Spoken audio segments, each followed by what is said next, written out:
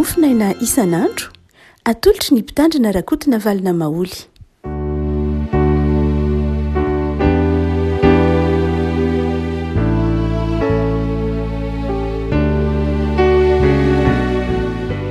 Faly miarahaba antsika lavako malala tratry ity sabotsy faha-efatra ambin'ny folo ny volana oktobra ity. Ny mofinaina voalahatra ao antsika dia ny bokin'ny Josoa. Josoa toko faha-efatra amby roapolo. Josoa toko faha-efatra amby roapolo andininy fa efatra ambin'ny folo ka hatramin'ny fa valo ambin'ny folo amin'ny anaran'i Jesoa.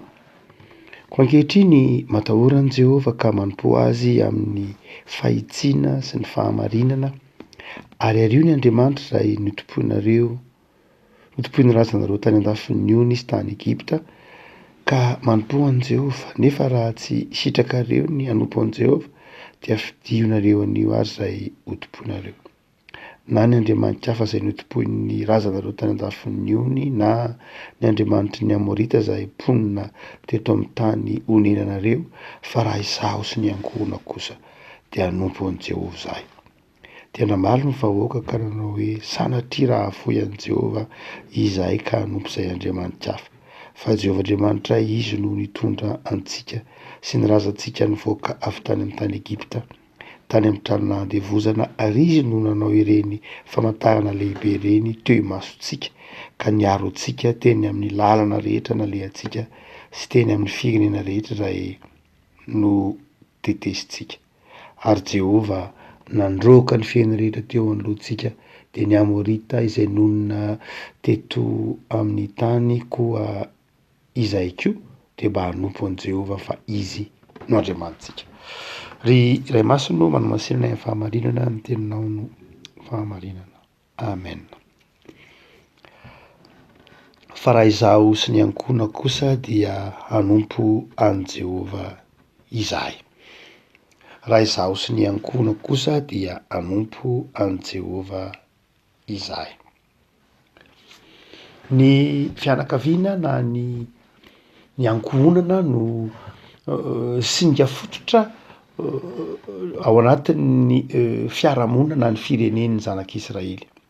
Ny atao hoe firenena tamin'ny zanak'Israely dia fitambarana ankohonana maromaro izay manjary toy ny fianakaviam-be na foko ary dia manjary tonga firenena. Tsy ny olona tsirairay akory no mandrafitra ny atao hoe firenena, fa ny fianakaviana na ny ankohonana no tambatambatra no nanome ny firenena Israely. Araka izany dia singa fototra matanjaka ary iorenan'ny fahalavorarian'ny andavanandron'ilay firenena mihitsy ny fahatsaran'ny fiainam-piankonana teo amin'ny Israely. Izany dia manana andraikitra farafahakeliny telo ny ankohonana teo amin'ny firenena Israely. Voalohany indrindra dia ny ankohonana, izany hoe ny ray aman-dreny sy ny zanaka. Ny ankohonana dia voalohany indrindra dia ny antom-pisiny dia tena antony fanabeazana. Izany hoe ao anatin'ny ankohonana no itombony ny olona, ivelaran'ny olona, hibeazan'ny olona tao amin'ny soratra masina, tao amin'ny fijeriny testamenta taloha na atraty amin'ny testamenta vaovao aza, atry amin'ny andron'ny Calvin aza. Calvin moa dia laza mihitsy manao hoe ny ankohonana dia fiangonana kely. Ny ankohonana dia fiangonana kely ho Calvin, ary ny ray mpianakaviana ny ray aman-dreny no mpitandrina na mpikarakara zany fiangonana kely ny fianakaviana zany. Ary dia hotsika manao hoe ny dikany voalohany dia izao toerana hibeazana, toerana hivelarana ny ankohonana. Fantatsika fa raha misy zavatra nosimbahan'ny mondialisation amin'izao andro antsika izao dia ny fiainam-pianakaviana. Ny fiainam-pianakaviana izay satria tsika ao anatin'le mondialisation satria ny fotoanantsika tsy lava fa fohy dia tsy afaka tena mampitany ny faharavan'ny fiainam-pianakaviana isika. Ohatra hoe raha ohatra ka mijery ny fiainam-pianakaviana tany amin'ny taonjato fa fito ambin'ny folo fa sivy ambin'ny folo sy nitaovy eny ny 10 taona lasa fotsiny na 20 taona lasa, dia raha tena mamaky ny tantara, mamaky ny literatiora de ahita ny fahasamihafana fa satria tsika tsy foy ny fotoana iainantsika 20, 30, 50, 70 taona dia tsy tena mahita an'le vivany sika de tsy tsapatsika lay fiotsahany lay faharavana amy lay fiainam-pianakaviana izay miako na manako amin'ny fitaizana ary hitanao amin'ny fitondrantenan'ny olona, hitanao amin'ny andavanandron'ny olona ny hoe itony olona itony a dia nanana olana tao anatin'ny tsy fampim-panabeazana tany anatin'ny ankohonana tany anatin'ny fianakaviana. Ny olombelona mantsy ao am' baiboly a dia mila fitiavana ary tamin'ny andron'ny baiboly a tamin'ny andron'ny antikité zay atram'izao moa toe-tsaina zany de tokony marina foana hoe maha-olona ny olona ny fahalalana sy ny fivelaran'ny olona de tsy hoe any an-tsekoly ihany akory ny andraisany an'izany, misy ny raisina any an-tsekoly ny fahalalana fa misy kosa ny fahendrena, misy kosa fanabeazana betsaka zay tsy raisina ny an-tsekoly ihany, tsy vita ny an-tsekoly fa ao anatin'ny ankohonana, ao anatin'ny fianakaviana. Ary dia anjara toeran'ny fianakaviana voalohany indrindra ny mameno ny fanabeazana, ny taiza ny olona tsy ny hoe ny ankizy ihany fa na ny ray aman-dreny ary de mifampitaiza ao anatin'ny ankohonana. Hotsika manao hoe ny voalohany zay ao am' baiboly a dia ny fanabeazana, anjara toeran'ny ankohona voalohany ny fanabeazana. Fa ny faharoa amin'ny anjara toeran'ny ankohonana de zao fampitana sotoavina matériel zany sy culturel ny ankohonana ary koa cultuel mihitsy ary. Zany hoe io ankohonana io a dia tsy hoe tezaina fotsiny lay io ankizy a alala fomba na tezaina fotsiny ataotsika hoe anana fahalalana any atokantrano any fa izao a misy zavatra be de be ampitainy ny ankohonana. Inona lay ampitaina? Ohatra hoe momban'ny sotoaviny lay voizin'lay fianakaviana, momban'ny fiainan'ny ny tantaran'ny fianakaviana, zany de hitatsika matetika resahana amin'ny testamenta taloha ary io samy manana didiny mihitsy ny reny sy ny ray ao anatiny. Adidin'ny reny ny mitaizany zaza raha mbola latsaky ny 12 taona izy, rehefa manomboka vorosaina kosa izy dia hoentin'ny rainy eny an-tsaha eny amin'ny toerany, hoentin'ny rainy miaraka aminy eny amin'ny tempoly, hoentin'ny rainy mitsidika fianakaviana, hoentin'ny rainy mamantatra ny manodidina azy amin'ny alalan'izay no ampahafantarany lay maha izy azy lay zaza, maha izy azy koa lay fianakaviana, maha izy azy koa lay ankohonana. Ary ao anatin'izay koa no ampianarana azy momba ny fivavahana, momba ny finoana, momba ny fifandraisana amin'Andriamanitra, momba ny sorona, momba ny fanompona sy ny zay rehetra atao manodidina ny fivavahana dia manomboka ao anatin'ny ankohonana. Hitatsika am'tantaran'i Jesoa nge zany, Jesoa nentin'ny ray aman-dreniny nakany Jerosalema rehefa tonga 12 taona de namaky teny tao amin'ny tempoly, teny amin'ny sinagoga, nentin'ny ray aman-dreniny. Reny dia ilazana hoe ny ankohonana de tena mitaiza sy mamolavola mihitsy ary manana adidy tam'izany tsy nisy sekoly fa de ny ray mpianakaviana no mampianatra. Hotsika manao hoe adidy lehibe zany. Fa ny fahatelo zay adidin'ny ankohonana de zao koa eo amin'ny lafiny fianarana asa. Tsy hoe amin'ny lafiny ara-panahy, fitaizana, ara-panabeazana ihany fa arak'asa koa ny ray mpianakaviana no mampianatra ny zanany asa ao anatin'ny ankohonana. Ny zanaky ny mpivarotra de mpivarotra, ny zanaky ny mpanaozan-tanana de mpanaozan-tanana, ny zanaky ny mpisorona de mpisorona, ny zanaky ny mpandrafitra de mpandrafitra. Jesoa azo antoka fa na hinan-drafitra, na hintana marito, na hintana vakoka na fandraka, Jesoa dia charpentier satria zanaky ny charpentier de charpentier. Mazava ho azy zay tamin'ny andron'ny antikité, tamin'ny andron'ny testamenta taloha de zay zany. Arak'izany dia maha izy azy ny akabeazany zay fototra maha olona ny olona de raisiny ao anatin'ny ankohonana.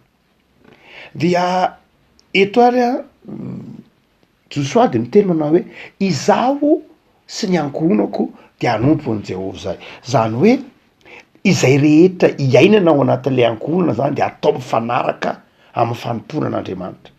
Reo lafiny zavatra telo maha izy azy an'lay ankohonana reo zany am' Josoa de tokony ankinina amin'Andriamanitra. Mifanabeazana de fanabeazana mifanaraka amin'ny sitrapon'Andriamanitra.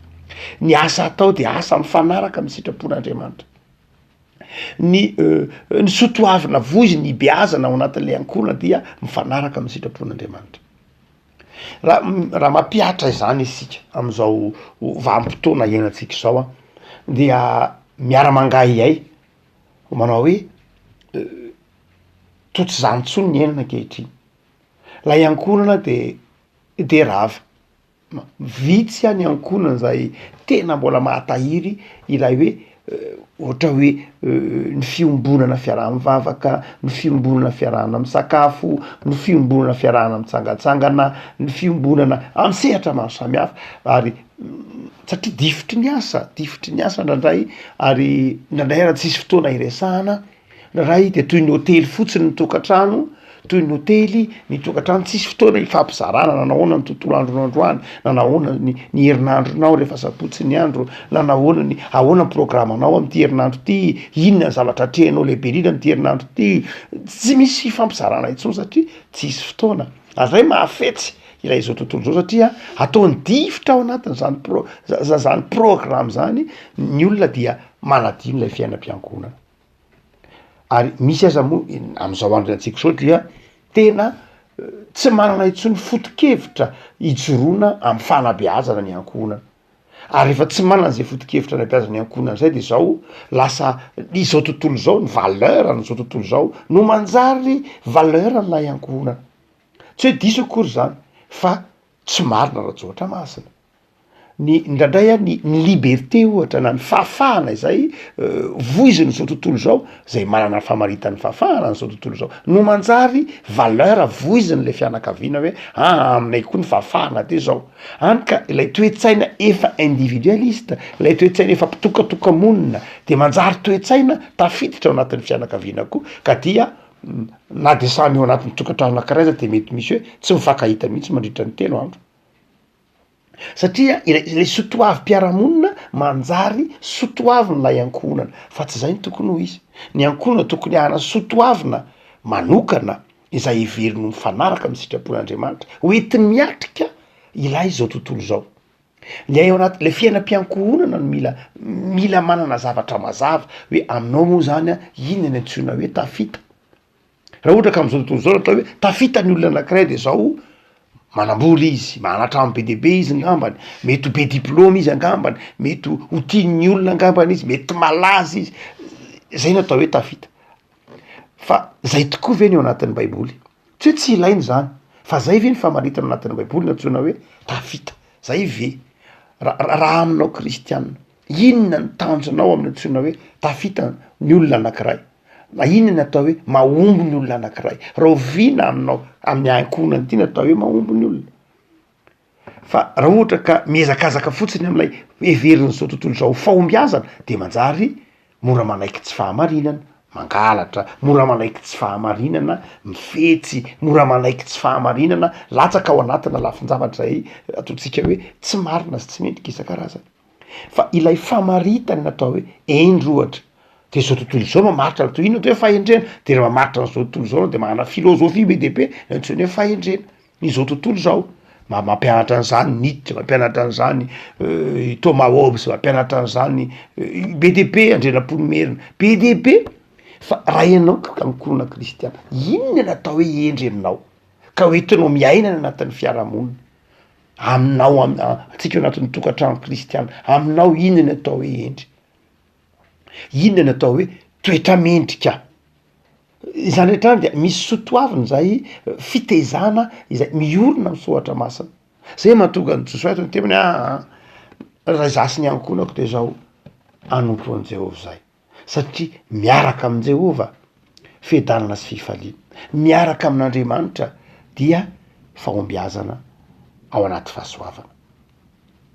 Afaka malala engany hiteny tahaka ny Josoa ianao hoe raha izaho sy ny ankonako de anompo an' Jehovah zay. Safidy ny ray aman-dreny, safidy ny ray aman-dreny ny fanompona an'Andriamanitra ao anatin'ny ankonana.